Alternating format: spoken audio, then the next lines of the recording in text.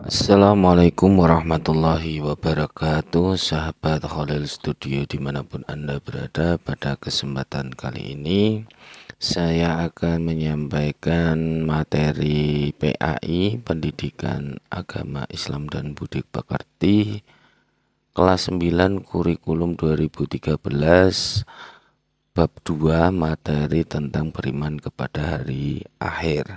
Namun sebelum itu, bagi adik-adik yang merasa video ini bermanfaat untuk memudahkan kalian dalam belajar, jangan lupa subscribe, like, share, and comment video ini. Mari kita bahas materi bab beriman kepada hari akhir ini. Apa itu pengertian iman kepada hari akhir? Ya, bisa dilihat di slide di depan kalian ya.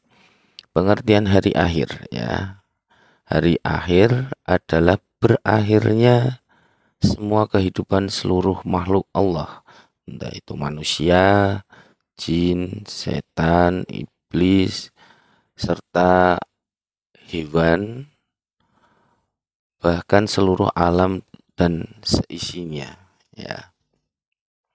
Kemudian setelah memahami pengertian hari akhir, sekarang pengertian iman kepada hari akhir. Apa itu iman kepada hari akhir?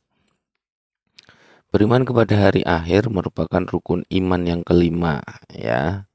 Umat Islam percaya hari itu akan datang, hari akhir itu akan datang, dan kelak manusia akan dibangkitkan dari kubur untuk menerima pengadilan dari Allah ketika hidup, selama hidup di dunia. Dan ini adalah dalil-dalil ataupun dasar dari hari akhir yang dijelaskan dalam Al-Quran. Bisa adik-adik simak, ada surat Al-Infitor ayat 1-5 yang menjelaskan tentang kejadian hari akhir. Kemudian ada juga surat Al-Waqiah ayat 4-6. Di situ juga diterangkan tentang momen-momen hancurnya alam semesta. Ada lagi surat Al-Hajj ayat 7 tentang kedatangan hari, kepastian hari kiamat. Ada lagi surat Al-Qasas tentang hari di mana dibinasakan oleh Allah seluruh alam semesta. Ya, ini dia. Kita beranjak ke fase atau peristiwa setelah hari akhir. Apa yang akan terjadi setelah hari akhir? Mari adik-adik simak, yaitu manusia akan mengalami alam barzah atau disebut juga dengan alam kubur. Alam kubur ataupun alam barzah ini merupakan pintu gerbang menuju akhirat.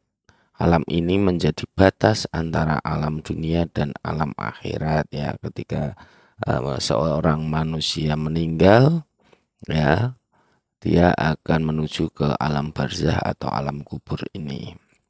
Kemudian fase yang kedua yaumul ba'ats ya, dapat diartikan hari kebangkitan, yakni kehidupan setelah mati. Setelah manusia tadi mengalami yang namanya kiamat ya, seluruh manusia yang setelah meninggal dari Nabi Adam sampai nanti kiamat, manusia-manusia tersebut akan dibangkitkan ya. Ini adalah yaumul ba'ats. Kemudian peristiwa yang ketiga yaitu yaumul masyar ya. Setelah makhluk hidup dibangkitkan ulang, termasuk jin, manusia, hewan, di padang masyar semuanya dikumpulkan untuk diadili ya. Tempat berkumpulnya dinamakan padang masyar. Kemudian peristiwa selanjutnya yaitu yaumul mizan ya. Mizan itu artinya timbangan. Maksudnya apa yaumul mizan? adalah hari ketika manusia ditimbang amalnya untuk menentukan apakah mereka akan masuk surga atau neraka ya. Kemudian ada lagi peristiwa Yaumul Hisab. Yaumul Hisab adalah peristiwa ketika manusia satu persatu dipanggil dan diperlihatkan segala amal perbuatannya selama hidup di dunia untuk menghitung amal mereka ketika hidup di dunia. Kemudian yang terakhir yaitu adalah fase surga dan neraka. Surga ini menjadi balasan tempat tinggal bagi orang-orang yang beriman ketika di dunia mengisi hidupnya dengan amal soleh. Sebaliknya neraka adalah tempat kekal bagi mereka yang mengingkari Allah dan para rasulnya dan balasan bagi pelaku dosa besar ketika hidup di dunia. Selanjutnya, ada nama-nama lain dari hari akhir yang diterangkan dalam Al-Quran. Yang pertama yaitu Yaumul Qiyamah. Ya, adik-adik harus paham ini. Yaumul Qiyamah adalah hari kiamat. Kemudian nama lainnya lagi adalah Yaumul Zalzalah, artinya hari keguncangan. Kemudian yang ketiga yaitu Yaumul Qari'ah, hari keributan. Yang keempat Yaumul Tammah, hari bencana besar atau penderitaan. Kemudian yang kelima Yaumul Ba'as, hari kebangkitan. Kemudian yang keenam Yaumul Masyar atau Yaumul Hasyr, hari dikumpulkannya manusia setelah kiamat. Kemudian yang ketujuh Yaumut Taghabun, artinya hari terbukanya segala kecurangan. Yaumul Hisab, hari perhitungan. Yaumul Mizan, hari penimbangan. Yaumuddin, hari tegaknya agama. Yaumul Jaza, hari pembalasan. Yaumul Fasl, hari pemisahan atau keputusan, pemisahan ya. Amal-amal yang baik maupun amal-amal yang buruk. Kemudian pembagian hari akhir ya. Hari akhir itu dibagi menjadi dua ya.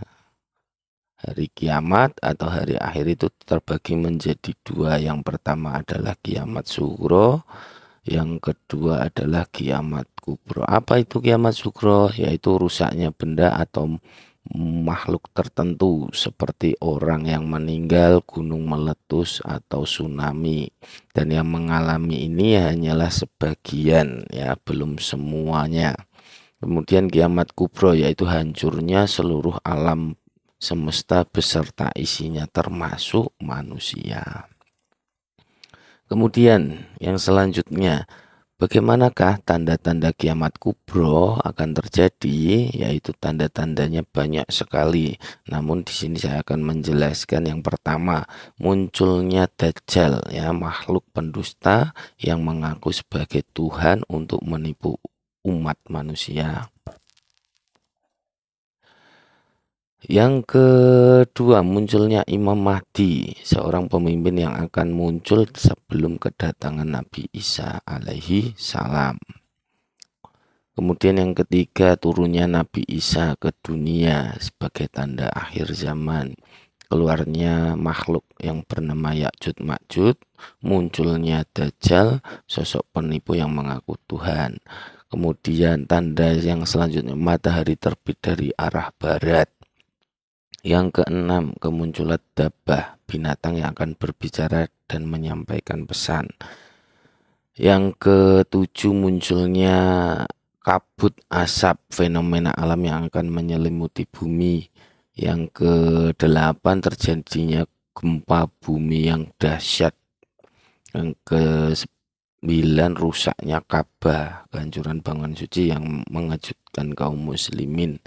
Yang ke-10, sirna dan musnahnya mushaf Al-Quran dari alam dunia. Itu tadi tanda-tanda hari kiamat ya, tepatnya kiamat kubro. Yang selanjutnya, yang terakhir, hikmah beriman kepada hari akhir bagi seorang muslim ya. Di sini kemanfaatan seseorang jika beriman kepada hari akhir ini menjadikan manusia rajin dan taat dalam beribadah, ya. Yang kedua, mendorong manusia berperilaku baik dan mencegah perbuatan perilaku yang buruk, baik itu dilihat oleh manusia maupun tidak dilihat oleh manusia. Mendorong manusia untuk waspada dan berhati-hati dalam bertindak, ya, karena semua yang kita lakukan, tindakan-tindakan kita seyogyanya sebenarnya ketika di yaumul akhir nanti akan dipertanggungjawabkan oleh masing-masing dari kita. Mawas diri atau introspeksi diri berarti mencoba bercermin dari segala hal yang telah dilakukan dan terjadi pada diri seseorang, ya. Itu tadi penyampaian materi tentang iman kepada hari akhir. Semoga dapat bermanfaat untuk memudahkan adik-adik kelas 9 dalam belajar materi bab 2, yaitu materi beriman kepada hari akhir, ya. Jika video ini bermanfaat, sekali lagi untuk adik-adik belajar di rumah, ya, jangan lupa subscribe, like, share, and comment. Sekian dari saya. Bila banyak terjadi kekurangan dalam penyampaian saya, mohon maaf yang sebesar-besarnya. Akhirul kalam. Wallahu muwaffiq ila aqwamit thoriq. Wassalamualaikum warahmatullahi wabarakatuh.